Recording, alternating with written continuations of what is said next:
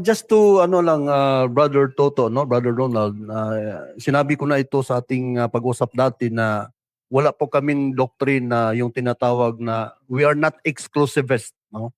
Yung sinabi ko nga that the Seventh-day Adventist is the true church in these last days, but hindi ko sinabing exclusivist na, no. That's Kami a lang good, ang wow. maliligtas because God is not exclusivist, no.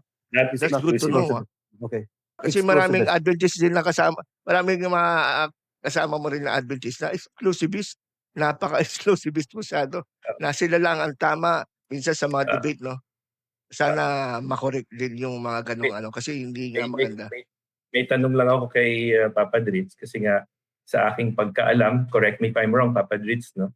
There are three kinds of Seventh-day Adventist. Merong cultural, may neo, at saka merong gospel Adventist. So if there are three kinds of, kasi the reason why I ask this question is because I've been interviewing and talking to different Adventist, young, middle-aged, at saka old. So I'm coming from the old Adventist background, yung traditional, since the 80s pa ako.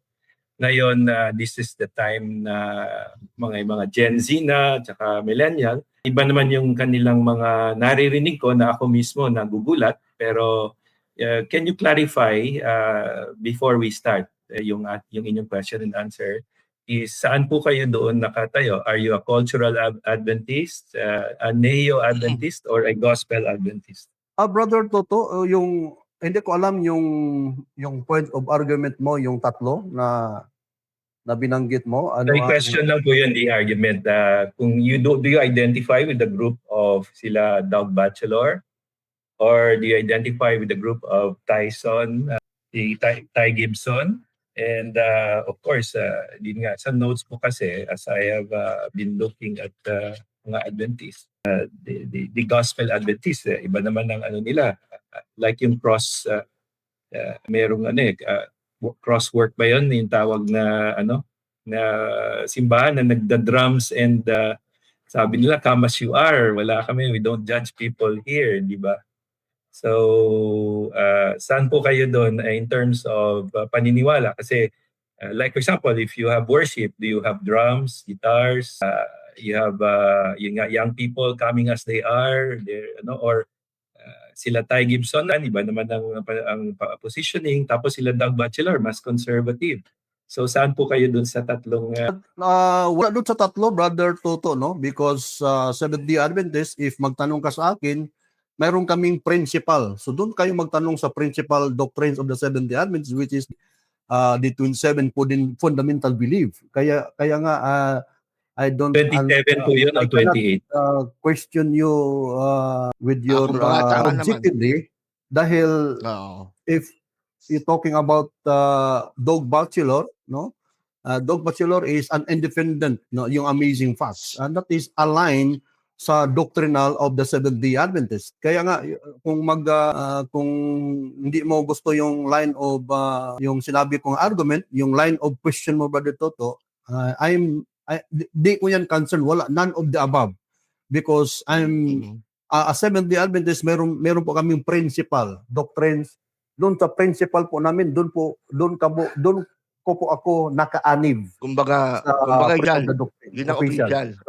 Basically, you do not identify with the three separate groups of practices. Like sa inyo, kung let's say worship, let's say talk about worship, so drums and guitars, pianos, and whatever, lang sa inyo yan. In terms of worship, Brother Toto, in the church, internal sa church, no? Kasi the gospel, the message of the Seventh-day Adventist, dumaan po siya in cultural variation. But basically, mayroon kaming format of worship talaga. Yan ang pina-follow, yan ang principal na mga guidelines in terms of worship. Internal na yun, Brother Tuto, sa aming mga policies, no? How we worship God. But dito po ako sa... Kaya nga, ang tanong mo kasi, Brother Toto, with your respect sa iyo, is very subjective. Very subjective. Kaya hindi ko na-answer agad objectively a line of question mo. Ang gusto ko lang, i-address, mga kaibigan, yung principal po, doctrine, doon po ako nakaanib. Kaya nga saan po kayo, doon po ako sa principal doctrines. Ito po ang principal namin, the 27 fundamental belief or 28 fundamental 28, beliefs. Okay. kasi So at least ano ko lang, that's clear to me. matanong ko lang, inquire ko lang. Kasi pag tinanong mo si Doc Batchelor, sila Rodney Skid, Ty Gibson, ang Iba yan. kanilang basis din, 28 fundamental belief din. Practice Siguro, lang. ang nagkakaiba lang sa practice siguro yung sinasabi ni Brother Ditz sa atin. Pero ang mahalaga, ang gustong i-point out sa atin ni Brother Ditz, ang mahalaga, nagkakaroon sila ng unity to the core teachings. Kasi wala naman sa 28 fundamental belief. Dapat ang music natin, ano lang, solemn lang. Wala naman dun eh. Di ba? Hindi naman sinasabi na bawal ang rock, di ba? Kumbaga, at least dun sa pinaka-core teachings nila, 28 fundamental belief. Kung ano yung statement na pinagkaisahan ng World Church to the voice of the General Conference. Ang mahalaga So doon sila nagkakaisa. iba-iba lang yung practices nila in terms of form of worship. Yung iba, nagda-drums na ngayon at saka hindi ba? They have parang evangelical na rin. Iba grace-based, grace-centered kaya gospel. Diyan ba sa Cebu, meron bang mga ganon, mga contemporary music churches ng Adventist na gumagamit na ng drums? Meron ba dyan sa Cebu o sa Davao na pinuntahan mo?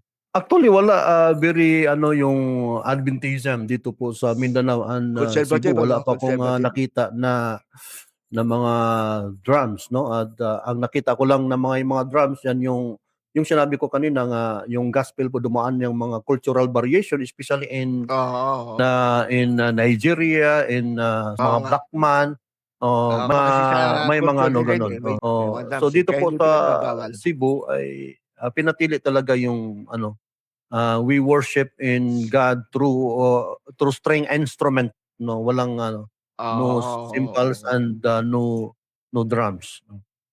Nung Adventist kasi ako, Brother Toto, yan din ang pananaw ko kagaya kay Brother Dritz.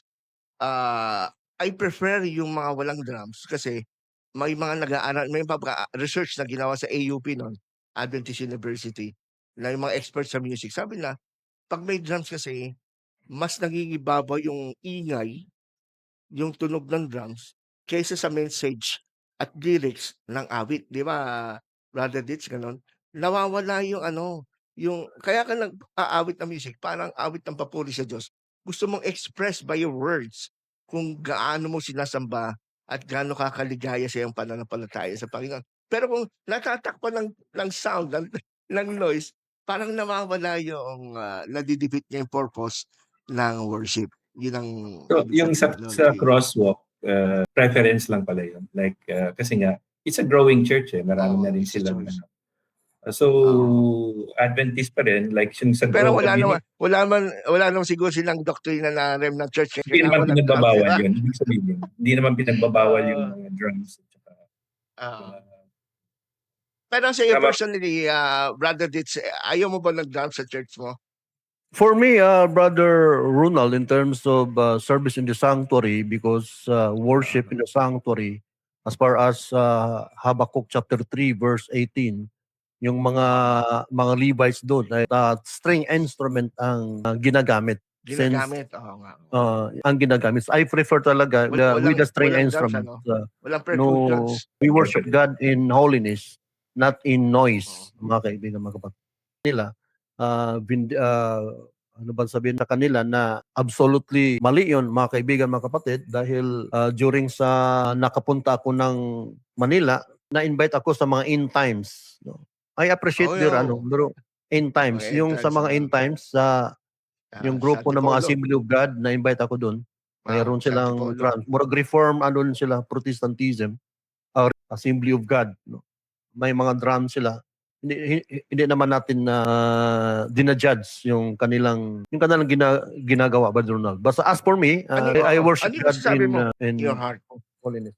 Ano mo sasabi mo doon sa amin? Meron ginagamit si Ellen White kasi na, alam mo yung ginagamit ng mga anti-drums na Adventist noon. Sabi nila, sabi ni Ellen White, yung mga drums of Satan.